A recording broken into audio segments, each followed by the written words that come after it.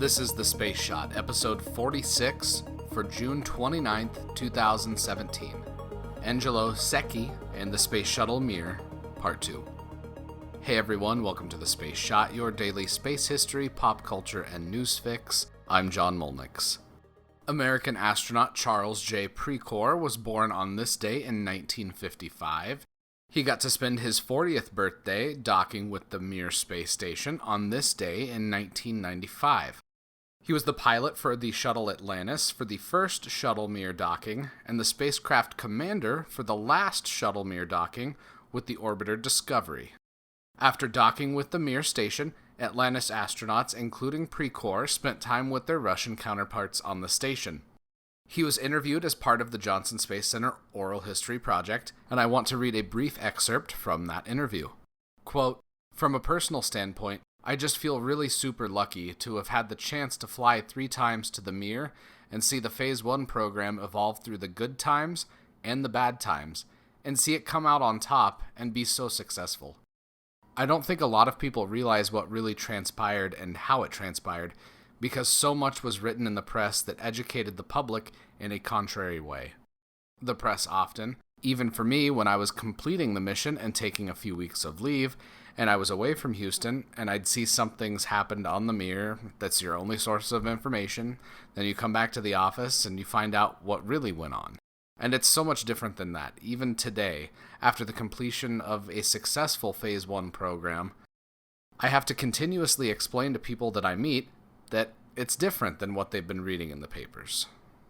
The history of the program, I hope, can be documented in the light that I saw it, because having been on the inside, I think that I have the right understanding of what actually transpired, and what it meant, and why it happened, but I don't see a lot of that being reported very well in the press. Just to give you some examples, whenever something would break on the Mir, throughout the whole process, you'd see something in the newspapers that would say something to the effect of, "Mir computers down again, mission is threatened," and so on and so forth. I would just kind of chuckle, because when we docked the STS-71, we were woken up at 2 o'clock in the morning our time with a computer failure on the shuttle, and it never made the newspaper, and we had just launched 2 days ago. This was a station that had been in space for 11 years at the time, and they have a computer failure, and they just replaced the computer like we do on the shuttle. And it's a big deal for everybody because it's something that the press can point out as putting Americans at risk or whatever, and that sensationalizes it.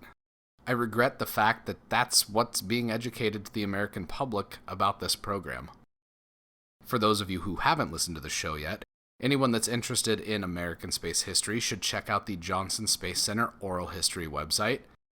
Since today is the anniversary of the docking of STS-71 and Mir, I have an audio clip from that mission.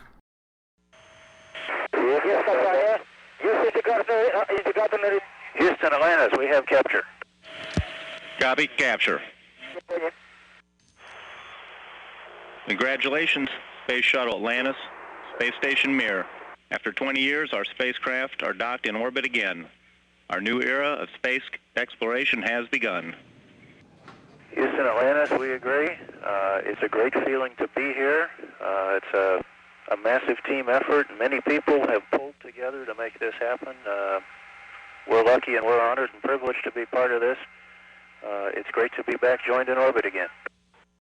On another historical note, on this day in 1818, Italian astronomer Angelo Secchi was born. He was one of the great Jesuit astronomers, and he made numerous contributions to the field of astronomy. He helped catalog stars, mapped parts of Earth's moon, and discovered comets. He also wrote about the, quote, channels on the surface of Mars, as did many other astronomers during that time. He's most noted for his studies of the sun, in which he cataloged sunspots, solar eruptions, the corona of the sun, and planned expeditions to observe solar eclipses. Now, on a related note, on August 21st of this year, there will be a solar eclipse that is visible across the entirety of the continental United States. As we get closer to that eclipse, I will be posting information on the Facebook page for the Space Shot of where you can find meetups to observe that eclipse in person. Tomorrow, the anniversary of Soyuz 11, plus the anniversary of the Apollo 13 movie release in theaters. Thank you all for listening to the show. Producing a daily podcast takes a lot of time, and I would love if you could take just a minute to leave a review or rating in Apple Podcasts and let me know what you think. If you want to subscribe to The Space Shot, click the subscribe link in your podcast app of choice and share it with anyone you know that loves history, space, or pop culture. If you're so inclined, you can ask me questions and chat on Instagram and Twitter. Find me at John Molnix on pretty much every social media site. I'm John Molnix, and I'll catch you on the flip side.